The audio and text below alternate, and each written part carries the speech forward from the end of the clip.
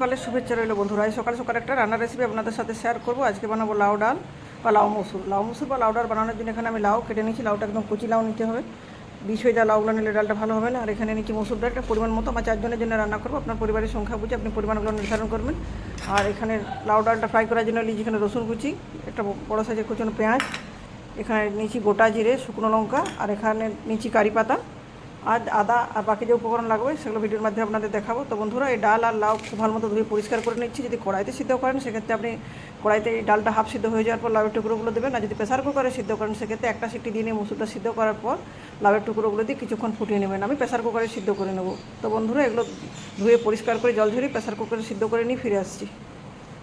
লাউ ডালের জন্য লাউ এবং মসুর সিদ্ধ হয়ে গেছে, এগুলো ফ্রাই করবো, ডবল ফ্রাই। প্রথমবার ফ্রাই করার জন্য কড়াইতে দিয়েছি সর্ষের তেল, গরম তেলে দিয়েছি গোটা জিরে, ফোড়নটা ভালো মতো ভেজে নিচ্ছি।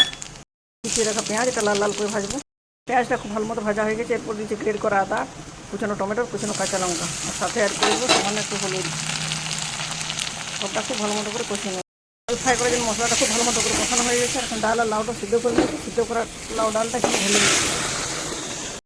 দেখুন বন্ধুরা, লাউ ডাল আমার ফ্রাই করা হয়ে গেছে। আরেকবার ফ্রাই করবো, একবার ফ্রাই করে নেবো। এই জন্য একটা বড় ডাবুর মধ্যে দিচ্ছি সর্ষের তেল, তার মধ্যে দিচ্ছি শুকনো লঙ্কার ফোড়ন আর কুচিয়ে রাখা রসুন। এগুলো লাল লাল করে ভেজে নিচ্ছি প্রথমে।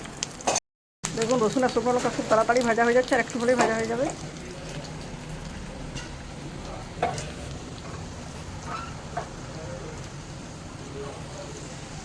এখানে দিয়ে দিচ্ছি সামান্য একটু হিং,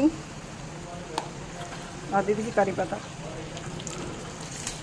আর একটু নাড়াচাড়া করে ভালো মতো ফ্রাই করে নিচ্ছি। ভালো মতো ফ্রাই হয়ে গেছে। প্রথমবার ফ্রাই করা ডালের উপর এটা দিয়ে দিচ্ছি, তারপর ঢেকে দেবো। ফ্লেভারটা চারদিকে ছড়িয়ে দেবে, তারপর গরম গরম ভাতের সাথে সার্ভ করবো।